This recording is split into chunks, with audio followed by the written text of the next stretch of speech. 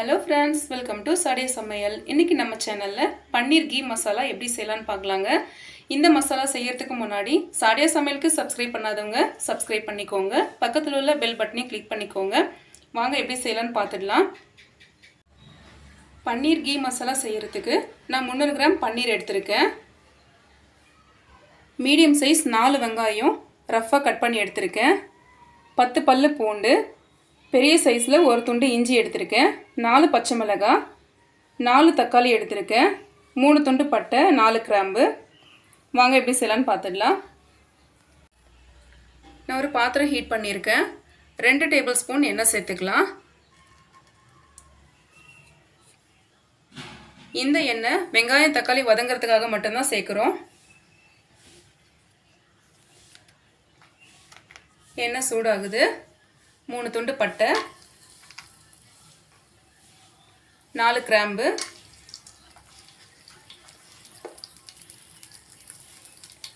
ஒரு துண்டு இஞ்சி கட் பண்ணி சேர்த்துக்கலாம்.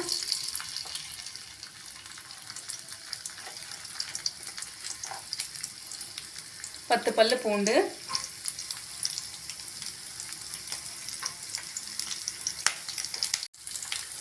4 பச்சை மிளகாய் லேசாக கீறிட்டு சேர்த்துக்கோங்க, இல்லைன்னா எண்ணெயில் வெடிச்சிடும். நம்ம கட் பண்ணி எடுத்த வெங்காயமும் சேர்த்துக்கலாம்.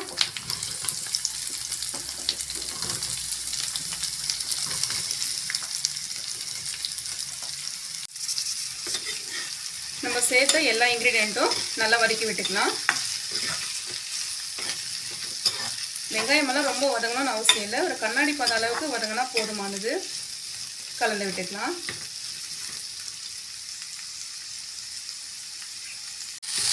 வெங்காயம் வதங்கிடுச்சு. இந்த அளவுக்கு வதங்கினா போதும். இப்போ நம்ம கட் பண்ண தக்காளி சேர்த்துக்கலாம். தக்காளி சேர்த்துட்டு ஒரு 2 நிமிஷம் வெந்தால் போதும். ரொம்ப வேகணும்னு அவசியம் இல்லை. இந்த தக்காளி வெந்து சாஃப்டானாலே போதுமானது. கலந்து விட்டுக்கலாம்.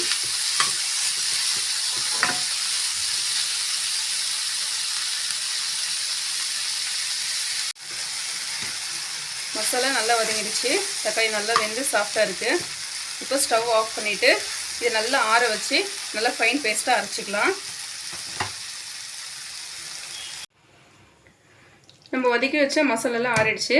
இதை மிக்ஸி ஜாரில் சேர்த்துடலாம்.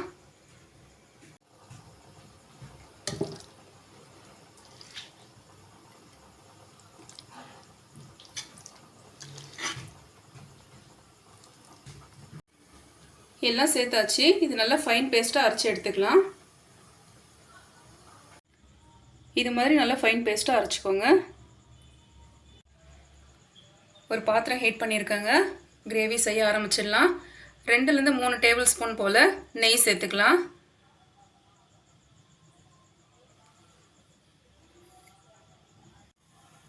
நெய் சூடானதும் 2 துண்டு பட்டை,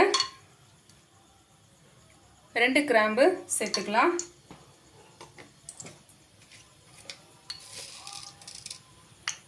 கால் டீஸ்பூன் சீரகம்.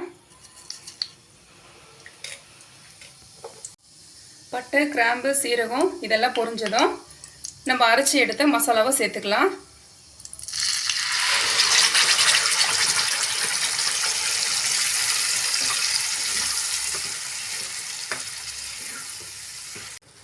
மசாலா சேர்த்ததும் நல்லா கலந்து விட்டுக்கலாம்.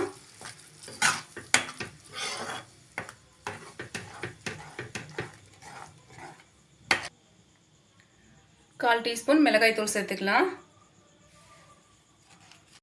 1/2 டீஸ்பூன் மல்லித்தூள் சேர்த்துக்கலாம்.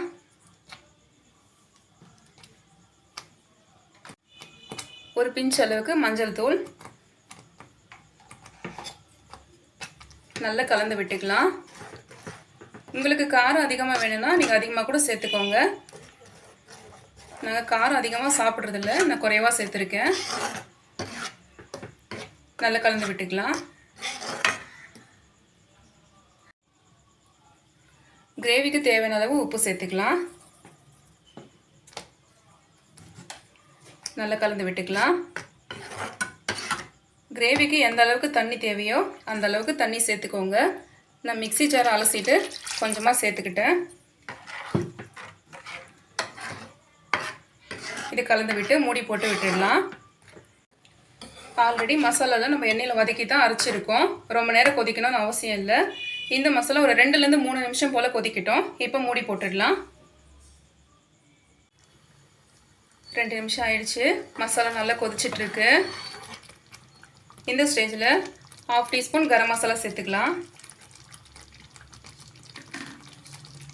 கரம் மசாலா சேர்த்துட்டு நல்லா கலந்து விட்டுக்கலாம்.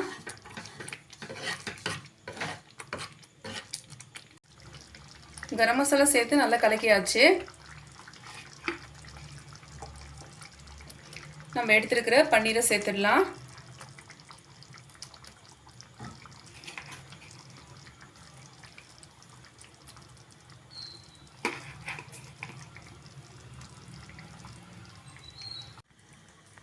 பன்னீர் சேர்த்தாச்சு.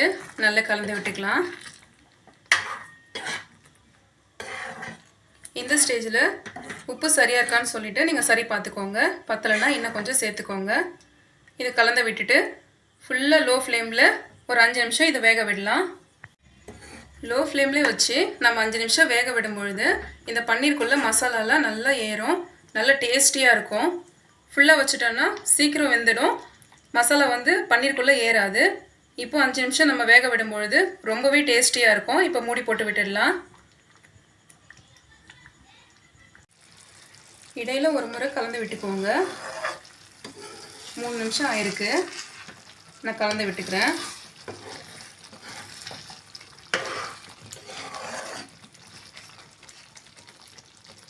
இந்த ஸ்டேஜில் நான் ஒரு 2 ஸ்பூன் நெய் சேர்த்துக்கிறேன்.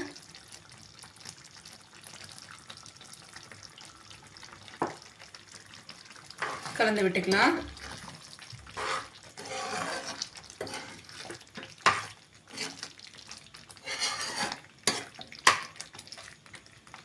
இப்போ மூடி போட்டு இன்னும் ஒரு 2 நிமிஷம் வேக விட்டுடலாம். 5 நிமிஷம் ஆயிடுச்சுங்க. பன்னீரும் நல்லா வெந்திருக்கு. கிரேவியும் சூப்பராக ரெடி ஆயிடுச்சு. கொத்தமல்லி கருவேப்பிலை தூவிக்கலாம்.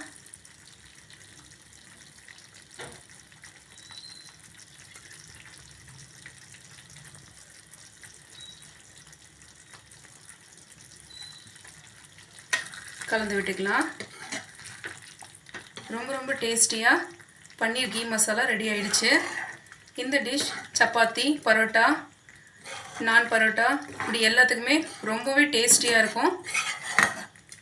நீங்களும் இந்த டிஷ்ஷை ட்ரை பண்ணி பாருங்கள். ட்ரை பண்ணி பார்த்துட்டு எப்படி இருக்குன்னு சொல்லுங்கள். மறக்காமல் சாடே சமையலுக்கு சப்ஸ்கிரைப் பண்ணிக்கோங்க. பக்கத்தில் உள்ள பெல் பட்டனை கிளிக் பண்ணிக்கோங்க. தேங்க்யூ.